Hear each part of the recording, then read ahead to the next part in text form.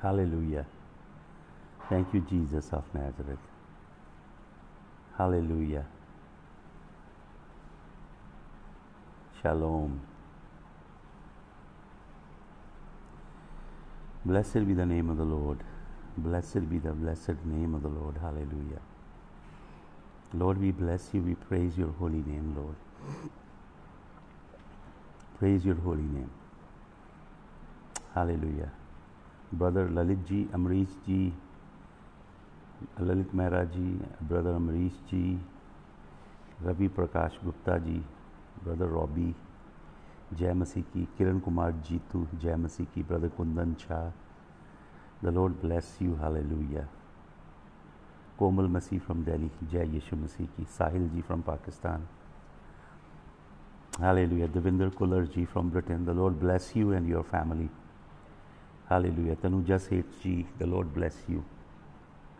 Hallelujah. Today, little bit early, half an hour. Vinod Christian ji from Canada. The Lord bless you. Welcome you. Lena Davidson. The Lord bless you. Hallelujah. Welcome. Today, half an hour earlier, the reason is that I will be having another meeting at 8 o'clock. So kindly do join me again. It's with another group from central part of India, and there will be quite a good number of people joining. Hallelujah. Let's continue to scatter the light. Brother Ramanji, praise the Lord. The Lord bless you. Hallelujah. Amit Sam from Delhi, the Lord bless you. Jasveer Surinder ji, the Lord bless you. Sister Rekha ji from Ludhiana, the Lord Jesus of Nazareth bless you all. Hallelujah. Lord Jesus, we glorify you. We bless you. You are our light, Lord. Hallelujah. You are a light, Lord Jesus. You are a light. Lord Jesus, you are the light. You are our inner light, Lord. You are the bread that satisfies us.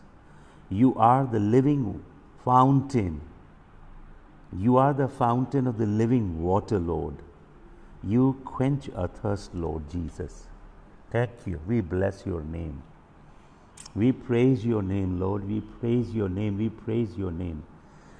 We praise your holy name. Praise your holy name. Praise your holy name. Praise your holy name. Praise your holy name. Praise your holy name. Praise your holy name. Praise your holy name. Lord, we invite your presence. Lord, we invite your presence. Lord, we unleash the angelic host around us, Lord Jesus. We unleash the angelic host. Lord, that Holy Spirit will permeate the airwaves, the frequencies, the very photons that are creating the image, and the frequency waves that are resonating and carrying this message, Father. We cover everything under the blood of the Lamb. Hallelujah.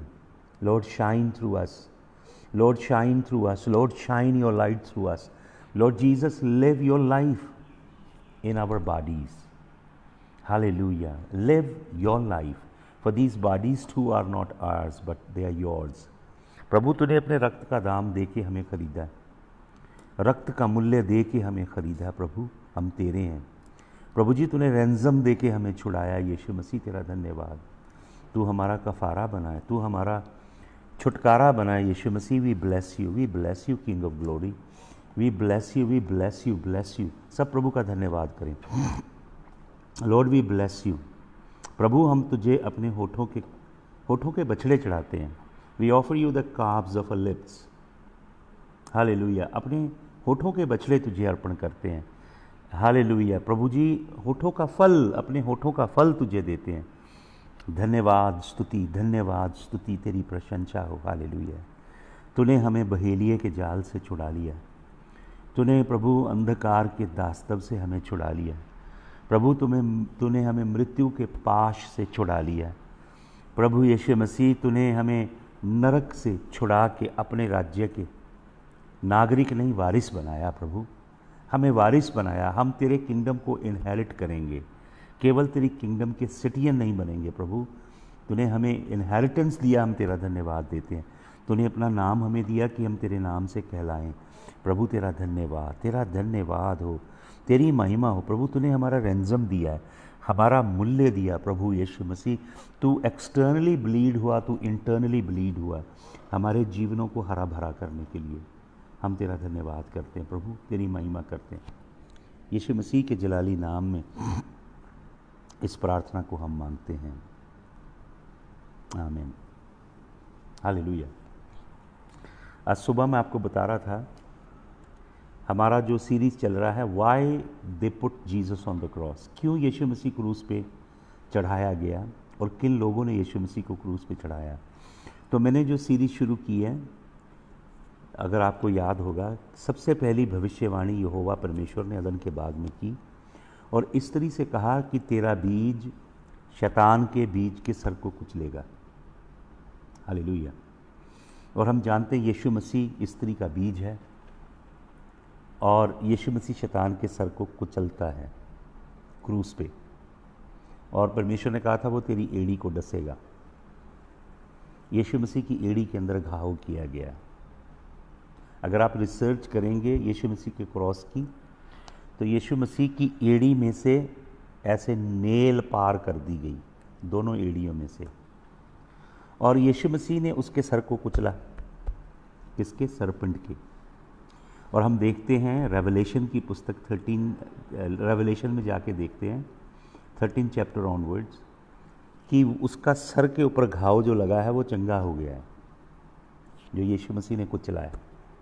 वो यीशु मसीह की resurrection को mimic करता है, fake करता है यीशु मसीह की resurrection को।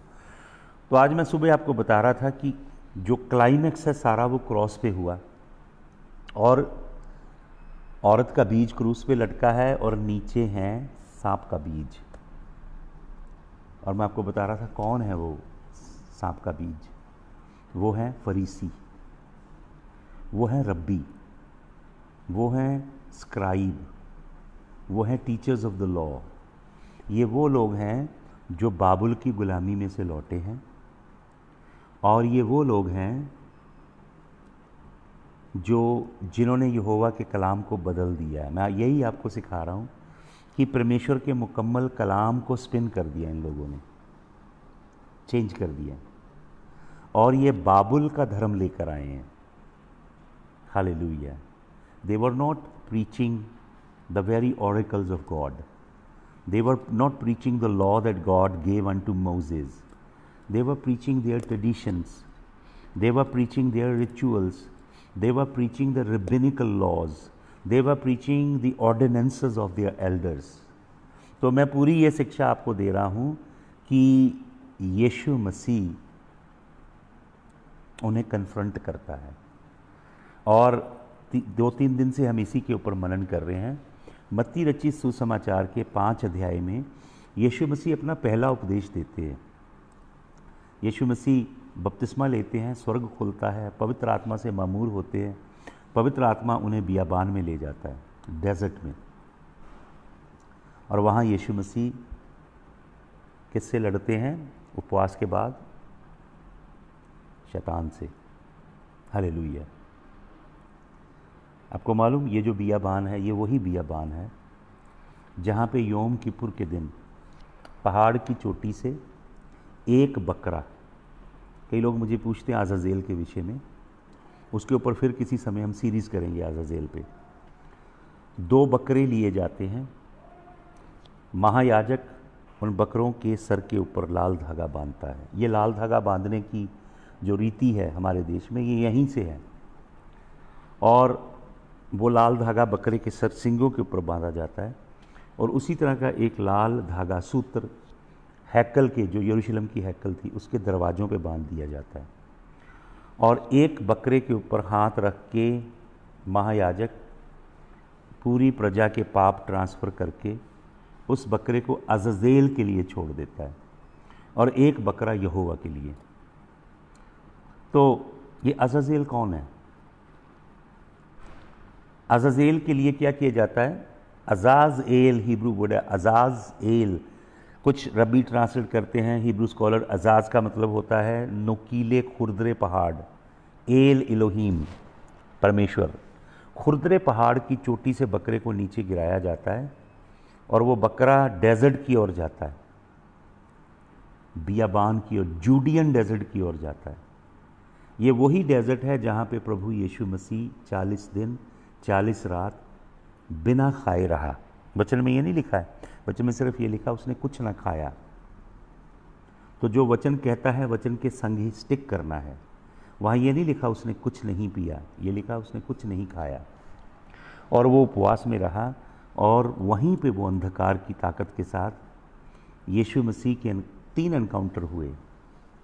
शैतान की वही स्ट्रैटेजी है, वो आँखों की अभिलाषा में, शरीर की वासना में और जीवन के घमंड, 3 चीज़ों में आजमाता है।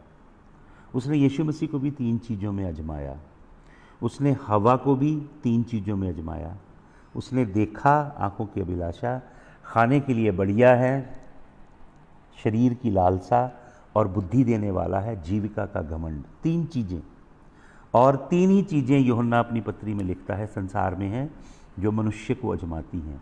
आँखों की अभिलाषा, शरीर की वासना और गर्व और घमंड। हालेलुया। यीशु मसीह तीनों में विजयी हुआ। हालेलुया। तो मैं आज सुबह आपको बता रहा था कि यीशु मसीह मत्ती रचित सुसमाचार 21 अध्याय में हैकल में जाता है। वहाँ पे वर्ड लिखा है हीरोन थियोस, ग्रीक वर्ड, परमेश्वर का घर। और वहाँ पे देखता है कि वहाँ पे मार्केटिंग चल रही है, बिजनेस चल रहा है, एंटरप्राइज चल रही है। वहाँ पे मनी चेंजर्स हैं। मैंने आपको बताया कोलिबिसिटिस ग्रीक वर्ड है, कोलिबिसिटिस, मनी चेंज कर रहे हैं। 2 खास बातें मैंने आपको बताई थी। एक तो वहाँ पे यीशु मसीह मेज को उलट पुलट कर देते हैं, और दूसरा वहाँ पे कुर्सियाँ हैं, चेयर्स हैं, उनको उलट पुलट कर देते हैं। और उलट पुलट करने के लिए बहुत ज़बरदस्त शब्द है यहाँ पे ग्रीक भाषा में, मत्ती 21:12 में वहाँ लिखा है कैटास्ट्रीफो, जहाँ से अंग्रेजी का शब्द निकलता है कैटास्ट्रॉफी, जिसका जब हरिकेन आता है, तूफान आता है, जलजला आता है, भयंकर आंधी आती है और पृथ्वी डोलती है, भूकंप होता है, उस समय ये शब्द इस्तेमाल किया जाता है, कैटास्ट्रॉफी। यीशु मसीह कैटास्ट्रॉफी की तरह अंदर गया। जब गया कैटास्ट्रॉफी आई, कोड़ा बनाया, उसने जानवर भगा दिए वहाँ से। और वहाँ पे वचन में लिखा है ट्रपीज़ा, मेज थे। ये ट्रपीज़ा जो वर्ड है इसका मतलब होता है ब्रोकर ऑफिस, जहाँ पे दलाल बैठते हैं, कमीशन लेते हैं। और इसका मतलब होता है बैंक, जहाँ पे पैसे का लेन देन किया जाता है। परमेश्वर के घर में ऐसा बैंकिंग सिस्टम था, ऐसा दलालों का अड्डा था जहाँ लेन देन किया जाता था, क्योंकि परमेश्वर को यहूदी लोग रोमी करेंसी को बुरा माना जाता था। उस पर कैसर की इमेज बनी होती थी और वो परमेश्वर को शेकेल चढ़ाते थे। आज शेकेल के विषय में, जिसे हिब्रू में बोलते हैं किशिफ या चांदी, उसके विषय में एक वचन आज एक शाम को और सभा होने जा रही है 8 बजे से लेके 9 साढ़े 9 तक। किसी और मिनिस्ट्री के संग मिलके इधर से मैं मैसेज करूँगा। आप 8 बजे भी मुझे ज्वाइन कर सकते हैं। चांदी किशिफ के ऊपर एक ज़बरदस्त संदेश है जो हम बांटेंगे। खैर, हम यहाँ आए। ट्रपीज़ा क्या है? परमेश्वर की हैकल में ट्रपीज़ा दलालों का ऑफिस खुला है। रोमी करेंसी ली जाती है और शेकेल बेचे जाते हैं कमीशन लेकर। और आपको मालूम, कुर्सियाँ उलट पुलट की कुर्सी, उसके लिए ग्रीक वर्ड है कैथीड्रा, जहाँ से हमारा वर्ड निकलता है। कई चर्चेस के नाम होते हैं ना, saint Peter cathedral, saint Paul cathedral, saint Mary cathedral. Cathedral का मतलब जहाँ से रूहानी काम किया जाता है। कुर्सी, वो कुर्सी, अधिकार की कुर्सी, शिक्षक की कुर्सी, रब्बी की कुर्सी, अधिकार की कुर्सी, जहाँ जज की कुर्सी, जहाँ से यहोवा का कलाम, उसको क्या बना दिया है इन्होंने? वहाँ पे बिजनेस किया जा रहा है, जो यहोवा परमेश्वर के अधिकार की चेयर है। और ट्रपीज़ा ब्रोकर ऑफिस है परमेश्वर के घर में। यीशु मसीह ने he overthrew, the word is catastrophe, he entered like a hurricane, very unlike the character of Jesus.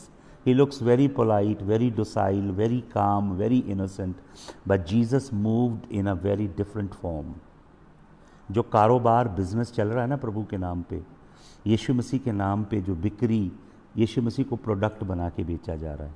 Prophecies बेची जा रही हैं, तेल, पानी, मिट्टी, कपड़ा, जो चीज़ है कोई इसका अंत नहीं है, you can sell anything. So what Jesus did, he overthrew trapeza which is brokers office, the banking system, the financial system that they created in the house of God, and the cathedra, the chair which was designated for spiritual purpose, the chairs which were ordained by God so that judges may judge people, so that the teachers may teach the law of the Lord. They converted everything into business enterprise. तो जब history बताती है, मैं कई historical books पढ़ी मैंने, कि ये जो कारोबार था हैकल में चलता था, लोगों को फैसिलिटेट करते थे, क्योंकि अभी तो ज्योग्राफी काफ़ी चेंज हुई है, लेकिन उस समय की ज्योग्राफी अलग थी. यरूशलेम पहाड़ पे बसा हुआ नगर है, लोग दूर दूर से आते हैं. और सबसे बड़ी बात यह है कि 3 विशेष पर्व मनाने के लिए, पीशाक जिसे हम बोलते हैं पासओवर, फसा, और जिसे हम बोलते हैं शवोट, पेंटेकोस्ट, और जिसे हम बोलते हैं पंतेकुस्त का दिन, और सूखा जिसे हम बोलते हैं झोपड़ियों का पर्व. इन्हें मनाने के लिए पूरे विश्व से डायस्पोरा, जो दुनिया भर में स्कैटर्ड जूज हैं, वो भी आते हैं. So in currency from different nations of the world use to come. So they would facilitate the change of currency, and they will take a very heavy cut, and they were doing all these. If you don't have to carry animals, जो जानवर यहोवा को चढ़ाने, आपको पहाड़ पे चढ़ना नहीं लेके, वहाँ ये मतलब दुगने भाव पे आप खरीदिए. तो आना और कैफा का ये बिजनेस था. यीशु मसीह ने एंड में जाके इकोनॉमी पे अटैक किया. सबसे पहला यीशु मसीह का अटैक है झूठी शिक्षा पे, जिसके ऊपर मैं सीरीज़ कर रहा हूँ. और इसके बाद वो इतने गुस्से में आए कि उन्होंने प्लॉट बनाया कि कैसे यीशु मसीह को पकड़वाया जाए. वो सरपेंट सीड, प्रभु ने कहा था उसका बीज इसके सर को कुचलेगा. तो दोनों को वहाँ होना चाहिए. मैं आपको बता रहा था कि इन लोगों ने ये जब बाबुल में चले गए, तो बाबुल में ना तो टेम्पल थी, बाबुल में ना परमेश्वर की व्यवस्था थी, बाबुल में ना अहद का संदूक था. आपको मालूम, ये जूइश लोगों की लाइफ लाइन थी. ये भी नहीं, टेम्पल भी नहीं, और बाबुल में सच्चे लेवी, सच्चे याजक भी नहीं, बाबुल में परमेश्वर की व्यवस्था, परमेश्वर के सच्चे दास नहीं. तो धीरे धीरे ये हिब्रू भी भूल गए, और एरामिक, जो कि ईस्टर्न एरामिक है, उसके अंदर इन्होंने परमेश्वर के कलाम को ट्रांसलेट किया. एरामिक के अंदर, जिसे हम गमारा बोलते हैं, गमीरा या गमारा, वेस्टर्न लोग गिमीरा बोल देते हैं, लेकिन गमारा वर्ड है, उसके अंदर इन्होंने ट्रांसलेट कर दिया है, जिसे हगाडा बोला जाता है. लेकिन ये लोग परमेश्वर के इस लिखित कलाम को, ये जो लिखित कलाम है, इसके ऊपर औरल कलाम को रखते थे, जो मुँह जवानी दिया गया कलाम. ये मानते थे कि परमेश्वर ने मूसा को जो मुँह जवानी कलाम दिया है, औरल दिया है, उसका वजन इससे ज़्यादा है, उसको मानना है. इसको नीचे रखा जाता था, औरल ट्रेडिशन को ऊपर रखा जाता था. औरल जो व्यवस्था थी वो कभी लिखी नहीं जा सकती, कभी बोली भी नहीं जा सकती.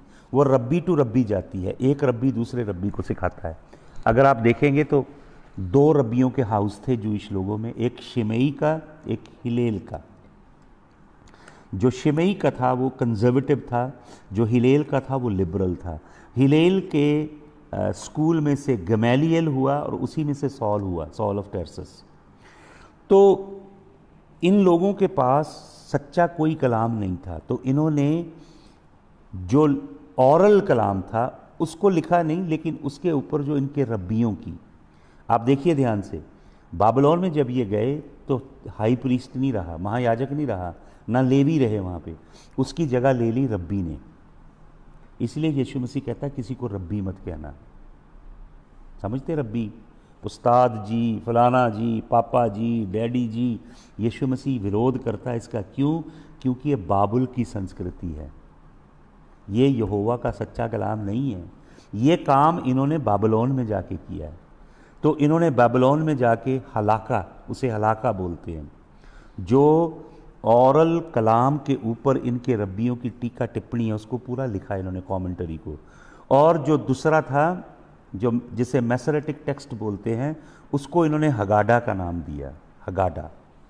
फिर इन्होंने, मैं आपको बताता हूँ क्या क्या इन्होंने किया। फिर उसमें से मिशना पैदा हुई, जो मोजेस की पहली 5 किताबों के अंदर 613 नियम है, उसकी कमेंटरी की इन्होंने। और मिशना का वॉल्यूम जो है, आपको मालूम मिशना के वॉल्यूम की कम से कम 40 बुक निकलेंगी, only Mishnah. They created laws that go from sublime to ridiculous. You know what they believed in Mishnah? If somebody, a rabbi or anybody, ate an egg that the hen laid on the day of Sabbath, that rabbi or any ordinary Jew, he broke the Sabbath. Why? Because the hen was working on the day of Sabbath. She should have rested and should have never hatched an egg, laid an egg. And they said the only legitimate weight that a Jew could carry on the Sabbath day is the weight of a dry fig. If you dragged your long coat on the floor, they would say you were plowing the land. Hence you broke the commandment of the Lord. You broke the law. If somebody was carrying a needle along with the thread somewhere tucked inside the long coat, they said he was sewing and hence he broke the sabbatical law. तो इतने funny बातें थी, अजीब बातें थी जो इन लोगों ने तैयार की। इनके जो सबसे बड़े रब्बी थे बाबिलोन में, सबसे बड़े रब्बी का नाम था मैमोंडीज। अमेरिका में मैमोंडीज जो हैं Jews, they own huge part of the United States of America, even in Canada. आप मैमोंडीज के हॉस्पिटल्स देखेंगे, चैरिटी की जगहें देखेंगे। Maimonides are very very rich people. तो मैमोंडीज ने जो इंटरप्रिटेशन की, और जो इनका लास्ट रब्बी था बाबिलोन में, उसका नाम था Simon the just. Simon the just और साइमन द जेलट भी कई लोग बोलते हैं। आपको मालूम, पॉल इसी बात को लिखता है। पॉल जब किंग अग्रिप्पा के आगे जाके अपनी टेस्टमनी देता है, फेलिक्स के आगे अपनी गवाही देता है। सीजर की गवाही तो लिखी नहीं गई उसकी, फेलिक्स और अग्रिप्पा की गवाही क्या देता है? पॉल कहता है, I was jealous of the traditions of my forefathers. I was jealous for the traditions of my forefather. ये ट्रेडिशन है, ट्रेडिशंस कौन से?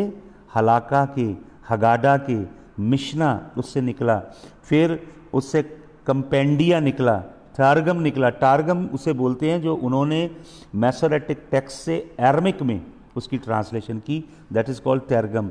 फिर सोफीटा, फिर उसके बाद टोरा को बिल्कुल बदल दिया उन्होंने, और इवेंचुअली टैलमुड केम, जिसे तलमूद बोलते हैं। टैलमुड का मतलब होता है शिक्षा। जो चेले होते हैं उनको टैलमडीम कहा जाता है, टैलमडीम। तो प्रभु यीशु मसीह क्या कहते हैं? पढ़िए एक वचन मेरे साथ, मत्ती रचित सुसमाचार निकालिए, मत्ती रचित सुसमाचार उसका 5 अध्याय, मत्ती 5, और उसका मैं आपके लिए पढ़ना चाहता हूं, ध्यान से सुनिएगा। अब देखिए, this is the beatitude, this should be the attitude of the blessed one.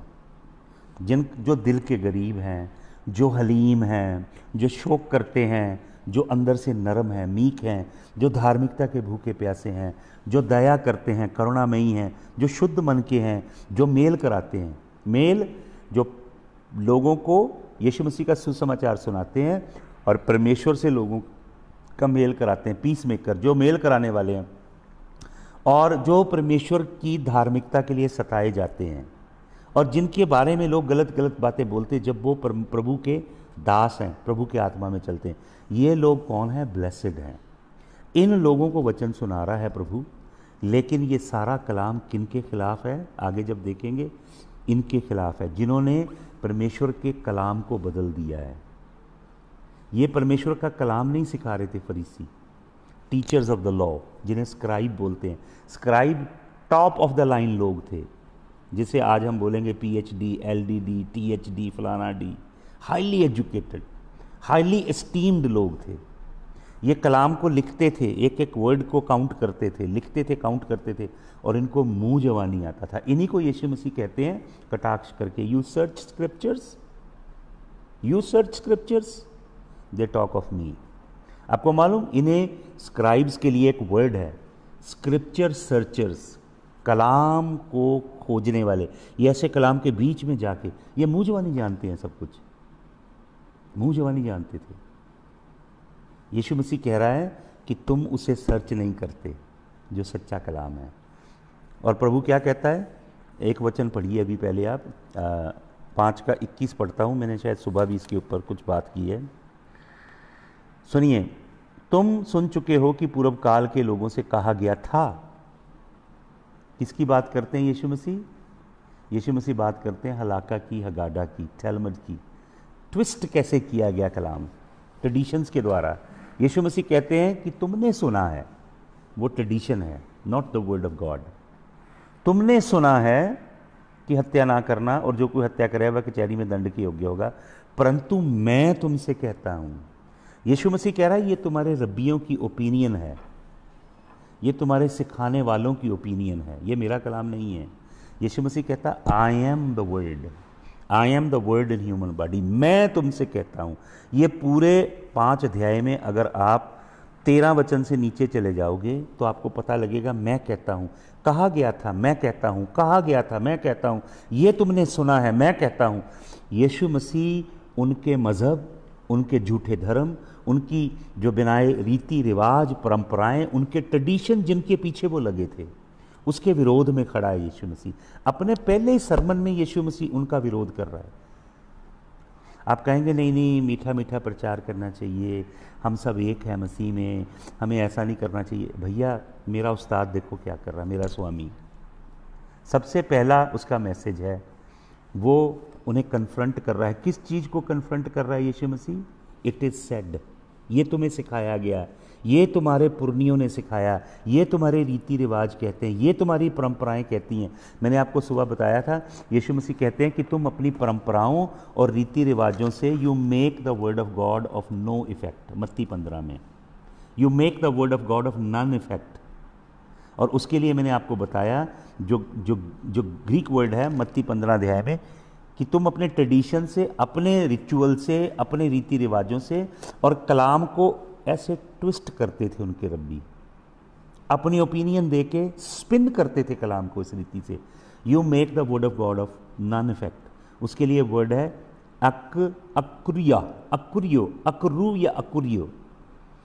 कुरियोस का मतलब होता है प्रभु, परमेश्वर। कुरियोस का मतलब प्रभु ग्रीक में, और कुरियोस के आगे अल्फा लगा दिया तो वो नेगेटिव हो गया। मतलब तुम जो अपना कलाम ऐसे सिखाते हो जो तुम्हारा उस्तादों का है, परमेश्वर का नहीं है, जीवित परमेश्वर के मुंह से नहीं निकला।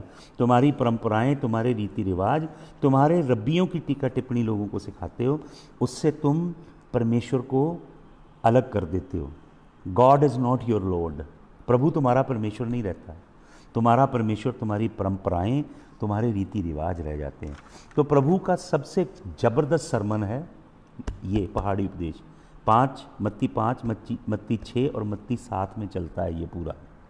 और प्रभु यीशु मसीह, इन्होंने जो 500 साल परमेश्वर की नाफरमानी की, आज्ञा तोड़ी, उसके इन्होंने जो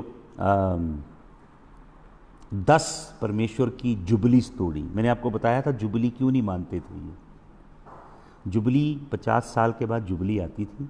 प्रभु ने इन्हें आदेश दिया था कि जब 50वां साल आएगा, अगर किसी ने तुम्हारा कर्जा देना माफ़, अगर किसी ने कोई चीज़ तुम्हारे पास गिरवी रखी उसे वापस लौटा दो, किसी की ज़मीन तुम्हारे पास है उसे वापस लौटा दो, अगर किसी ने ज़मीन तुम्हारे से ख़रीदी भी है, 1 साल पहले ख़रीदी है, और अगर उसने अभी पैसे भी नहीं दिए पूरे, वापस कर दीजिए। अगर किसी ने पैसे दे के ख़रीदी है, वो ज़मीन भी उसको वापस चली जाएगी। हर चीज़ रिस्टोर हो जाएगी जैसे ओरिजिनली थी। जुबली का मतलब परमेश्वर रेस्टोरेशन करता है अपनी क्रिएशन की। जुबली परमेश्वर ने इसलिए दी थी। जुबली क्यों नहीं मानते थे? देखिए अभी कि जो लैंड अलॉट की यहोवा परमेश्वर ने यहोशू के द्वारा, परमेश्वर ने सभी ट्राइब्स को लैंड अलॉट कर दी सिवाय लेवियों के। लेवियों को जगह नहीं दी यहोवा ने। यहोवा ने कहा मैं तुम्हारा इनहेरिटेंस हूँ।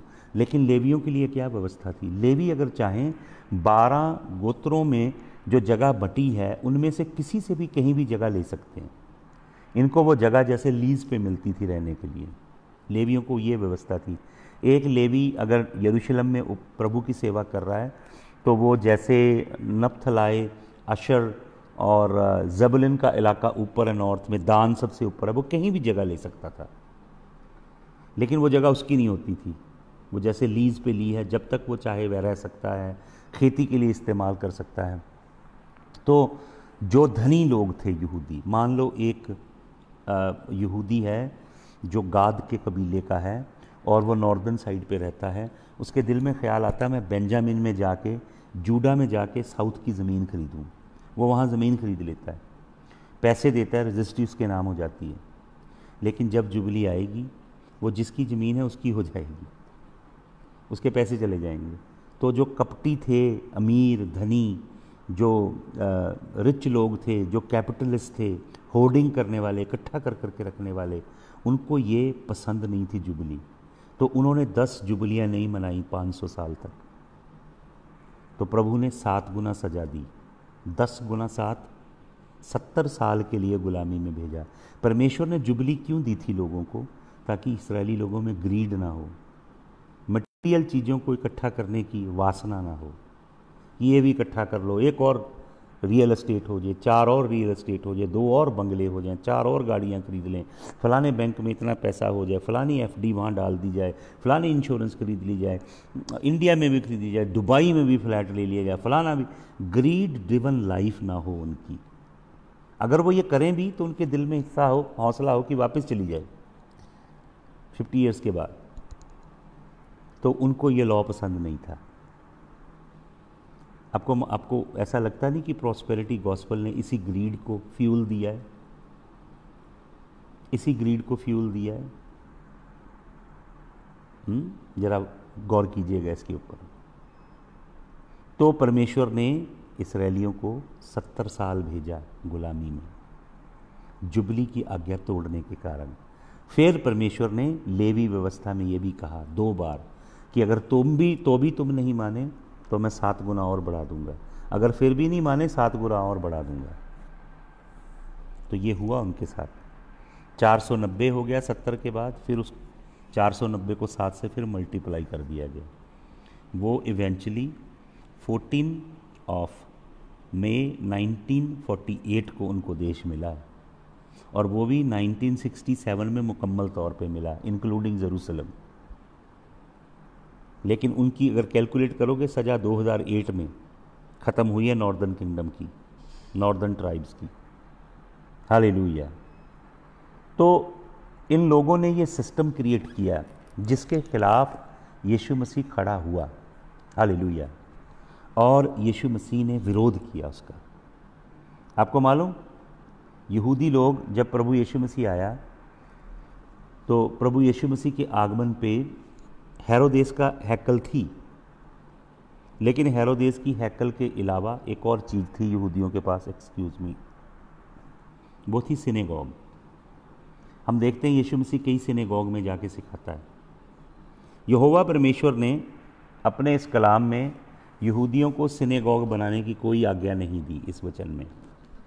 लेकिन जब वो गए बाबुल में, उनके पास हैकल नहीं है, उनके पास लॉ नहीं है, उनके पास ऐद का संदूक नहीं है, उनके पास मनोरा नहीं है, उनके पास कुछ भी नहीं है। तो उन्होंने सब कुछ अपना दोबारा से बनाया और उन्होंने सिनेगॉग बनाई, सुन एगोग, जिसका मतलब प्लेस टू गैदर टुगेदर, इकट्ठे होने के लिए जगह, सुन एगोग।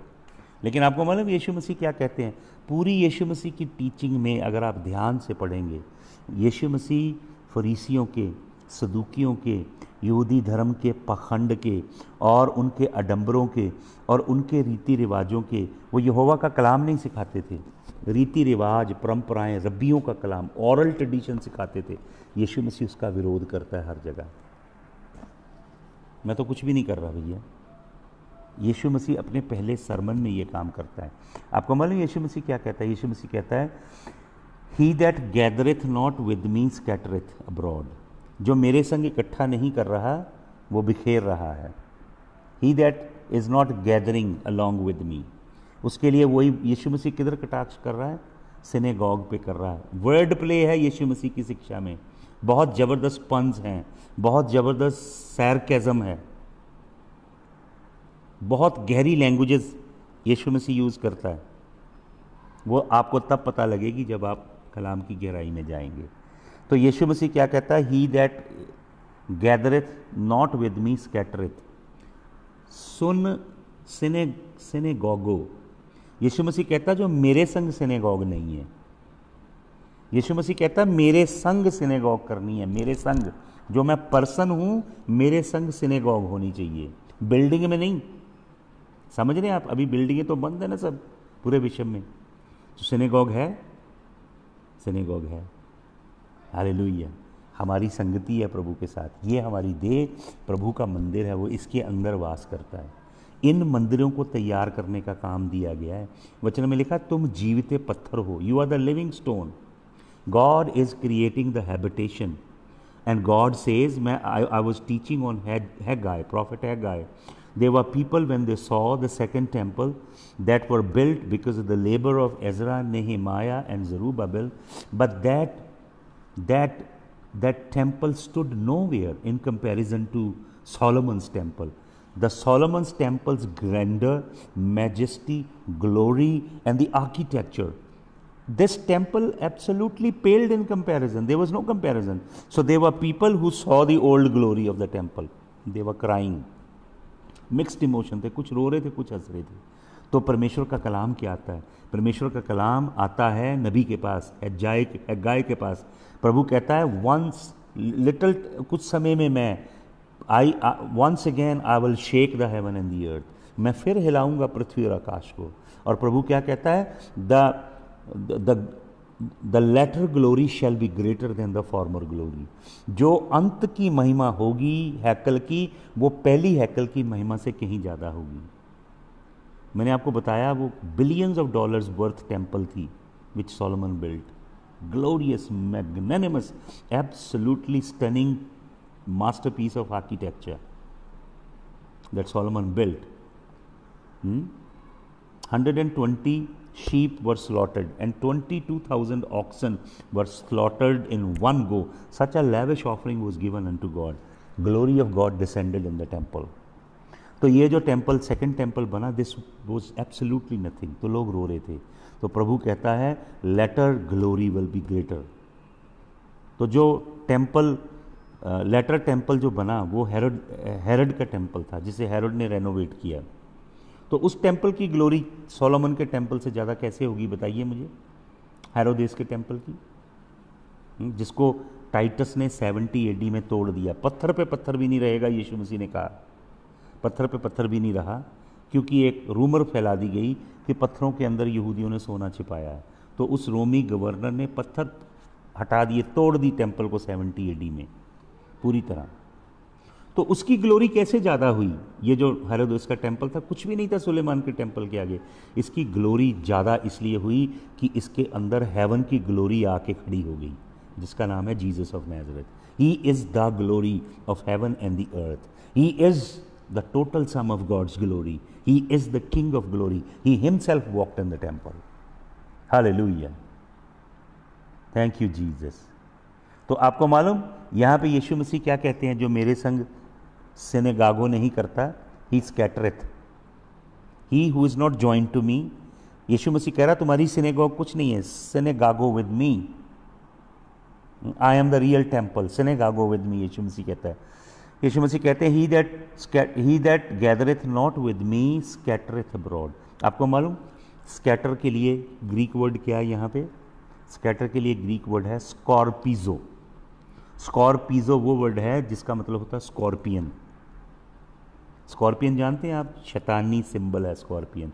यीशु मसीह कहते हैं behold I give you power over snakes and Scorpions.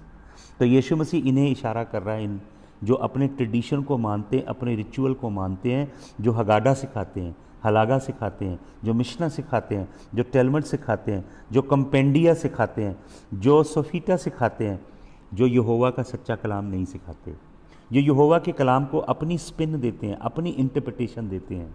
मैंने आपको बताया था कितनी शैतानी इंटरप्रिटेशंस हैं। इसी में अगर आप आगे पढ़ेंगे, यीशु मसीह डिवोर्स की बात करते हैं। यीशु मसीह कहते हैं कि तुमने सुना है, मैं बताता हूँ आपको क्या कहते हैं यीशु मसीह। इसका 5:29 में आइए, मत्ती 5:29। हालेलुया। मत्ती रचित सुसमाचार 5:29 में आइए, 5:27 में आइए। पहले सुनिए यीशु मसीह क्या कहते हैं। ये सारा जो पहाड़ी उपदेश है, सरमन ऑन द माउंट है, इसमें यीशु मसीह यहूदियों के ऊपर हथौड़ा चला रहे हैं। कौन से यहूदियों पे? जो प्रीस्टली लिनेज के हैं उन पे नहीं, जो रब्बीज हैं बाबिलोन के, जो बाबुल के धर्म को लेकर आए हैं वापस, उनके ऊपर यीशु मसीह हथौड़ा चला रहे हैं। मेरी आँख में, थैंक यू जीसस, हालेलुया। सुनिए अब यीशु मसीह क्या कहते हैं 27 वचन में। तुम सुन चुके हो कि कहा गया था। क्या है, किस चीज़ को इशारा कर रहे हैं यीशु मसीह? हलाका, हगाडा। यीशु मसीह इशारा कर रहे हैं मिशना। यीशु मसीह इशारा कर रहे हैं तेलमुद। ये शिक्षा दे रहे थे वो यहूदियों को। कौन? फरीसी, सदूकी, scribes, teachers of the law. ये लोग भ्रष्ट थे, ये जनता को भी भ्रष्ट कर रहे थे, परमेश्वर की प्रजा को भ्रष्ट कर रहे थे। तुम सुन चुके हो कि कहा गया था व्यभिचार न करना, परंतु मैं तुमसे ये कहता हूँ जो कोई किसी स्त्री पर कुदृष्टि डाले वह अपने मन से उस पर व्यभिचार कर। आपको मालूम क्या लिखा है टेलमड के अंदर? और जो किताबें मैं आपको जूश लोगों की बता रहा हूँ, मेरे पास समय नहीं है, आप ऑनलाइन जाके रिसर्च करें। अगर ख़रीद सकते हैं तो वो बुक मिशना खरीदें, टेलमड खरीद सकते हैं, आप पढ़ें उसको। जूश लोगों की व्यवस्था में लिखा था अगर कोई रब्बी, कोई उस्ताद, कोई स्क्राइब किसी स्त्री को देखता है और उससे वो गुड लुकिंग लगती है, तो उनकी व्यवस्था में जो उन्होंने इंटरप्रिटेशन दी है तो लिखा है वो अपनी बीवी को छोड़ सकता है। He can put away his wife. लेकिन परमेश्वर की व्यवस्था क्या थी? परमेश्वर ने पहले तो बड़ी कड़ी व्यवस्था थी कि जिन्हें परमेश्वर ने जोड़ा उन्हें कोई अलग ना करे। Divorce is something that God hates. लेकिन 24 अध्याय व्यवस्था विवरण, उसका पहला दूसरा वचन पढ़िएगा आप खुद। प्रभु मर्सी दिखाता है।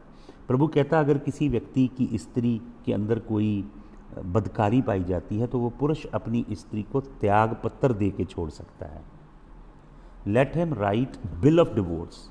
आपको मालूम है बिल ऑफ डिवोर्स क्या होता है? बिल ऑफ डिवोर्स एक लीगल डॉक्यूमेंट होता है। डिवोर्स डिक्री कहते हैं इसे हिब्रू में कहते हैं गिटिम, GITTIM। गिटिम के ऊपर रिसर्च करें, आपको मिलेगी। गिटिम क्या है?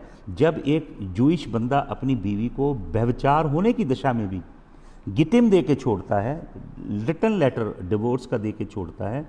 इसके ऊपर भी मिशना के अंदर लॉज हैं, इसके ऊपर भी टेलमड में लॉज हैं कि औरत अगर सो रही हो तो उसकी लैप में नहीं रख सकते। बड़े फनी लॉ हैं, लेकिन बड़े क्रूअल लॉज भी हैं उसके। ऐसे उसके अंदर लूप होल दिए गए हैं कि पुरुष दबा के व्यभिचार करें, और जो रिलीजियस पदवियों पे बैठे हैं वो तो दबा के कर सकते हैं। ऐसे प्रोविजंस उनके लिए बनाए गए थे। अगर वो गिटिम देता है, रिटर्न एक डिवोर्स की डिक्री देता है, तो उसको अपनी बीवी को कुछ ना कुछ देना पड़ेगा, पैसे में से, प्रॉपर्टी में से। तो इसलिए ये लोग क्या करते थे, ये अपनी बीवी को बस निकाल देते थे घर से, चली जा, तो वो उसको जाना पड़ता था। और वो औरतें, ज़्यादातर औरतें क्या करती थी? वो ज़्यादातर औरतें वेश्यावृत्ति करती थी, प्रोस्टिट्यूशन करने लगती थी, और इनको कोई दूसरी औरत अच्छी लगती थी, उससे शादी कर लेते थे, उसे घर में ले आते थे। ये यहोवा के कलाम को ऐसे इन लोगों ने तोड़ा मरोड़ा था। डिवोर्स लिखकर इसलिए नहीं देते थे, गिटीम इसलिए नहीं देते थे क्योंकि उनको पैसा देना पड़ जाता था। प्रभु यीशु मसीह इनको कहता, हाय तुम्हारे ऊपर। मत्ती में 23 अध्याय में मैंने एक दिन आपको बताया था कैसे यीशु मसीह कहता, हाय तुम्हारे ऊपर। 5 अध्याय आप पढ़कर देखें यीशु मसीह क्या क्या कहता है। आप 17 वचन से पढ़ते जाइए। अलग अलग जो इनकी यहूदियों के धर्म के अंदर, इनकी हलाका के अंदर, इनके हगाडा के अंदर, इनकी मिशना के अंदर, इनके टैलमड के अंदर जितनी शैतानी शिक्षा है, जो परमेश्वर के कलाम को तोड़ के इन्होंने अपनी व्याख्या की है, अपनी इंटरप्रिटेशन की है, जो इन्होंने अपनी स्पिन दी है, ट्विस्ट किया कलाम को, यीशु मसीह एक एक को डील कर रहे हैं। देखिए इसमें व्यवस्था की झूठी शिक्षा, फिर यीशु मसीह बता रहे हैं लाइट एंड सॉल्ट की टीचिंग, क्रोध करना और हत्या करना के विषय में, व्यभिचार के विषय में, तलाक के विषय में, शपथ खाने के विषय में, झूठे थे शपथ खाने के विषय में भी ये लोग, फिर प्रतिशोध, बदला लेने, रिवेंज के विषय में, शत्रुओं से प्रेम के विषय में, फिर भेंटें कैसे देनी है, क्योंकि ये लोग बड़े पखंड से भेंटें दिया करते थे, पूरा ब्रॉडकास्ट करते थे ताकि लोगों को पता लगे हम कितने धर्मी हैं। तो यीशु मसीह बताते हैं कैसे करना है, ये पोशीदगी में करना है।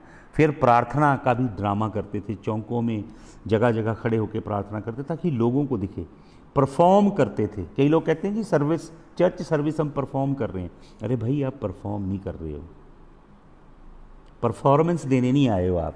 प्रार्थना, फास्टिंग के विषय में, फिर मनी के विषय में, फाइनेंसेस के कंसर्निंग कितनी करप्ट टीचिंग थी, ये सब चीज़ों को यीशु मसीह 5, 6, 7 अध्याय में बार बार कहते हैं। प्रभु यीशु मसीह, तुम्हें कहा गया, तुमने सुना, पर मैं कहता हूँ। यीशु मसीह कहता है मैं आया हूँ तुम्हारी गलत शिक्षा को सही करने के लिए। मैं हूँ the word of God, I am the word in human body says the Lord, hear me. Hallelujah. आपको मालूम प्रभु क्या कहते हैं? मत्ती रचित सुसमाचार के 23 अध्याय में से, मत्ती 23 में एक बात प्रभु यीशु मसीह कहते हैं। पढ़िए मत्ती 23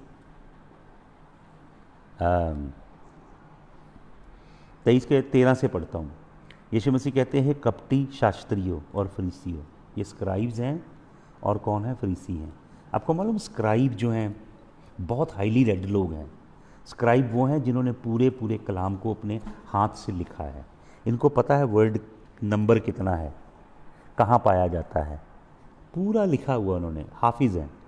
मैंने आपको बताई थी कहानी कि एक स्क्राइब जो है वो यीशु मसीह को टेम्प्ट करने आता है लूका रचित सुसमाचार के 10 अध्याय में, और यीशु मसीह से पूछता है सबसे बड़ी आज्ञा कौन सी है।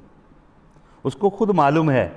अगर आपको कोई चीज़ मालूम है, आप किसी प्रभु के दास को पूछते हो, इसलिए नहीं कि आपको जानने की इच्छा है, आप प्रभु में ग्रो करना चाहते हो, बल्कि उसको जमाना चाहते हो, तो आप पखंडी हो, क्योंकि आप झूठ बोल रहे हो अपने आप से। आपको पहले ही पता है, आप उसे फांसने के लिए पूछ रहे हो।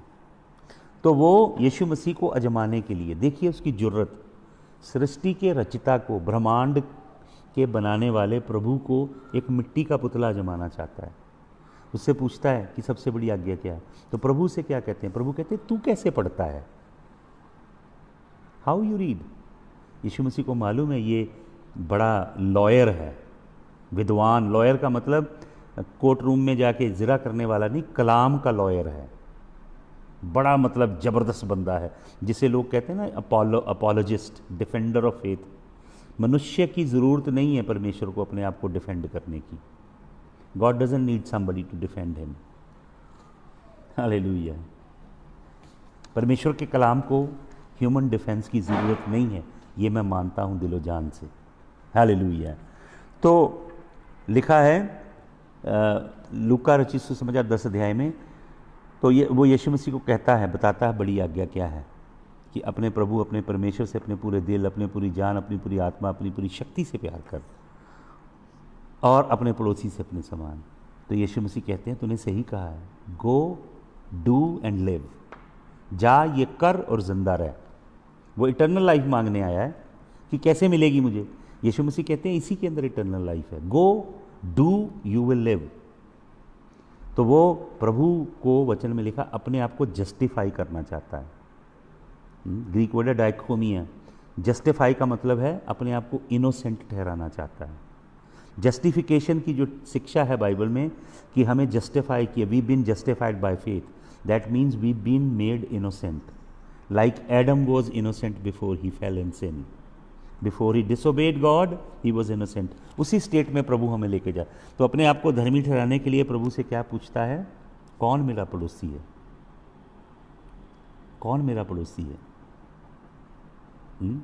तो यीशु मसीह से कहानी सुनाते हैं।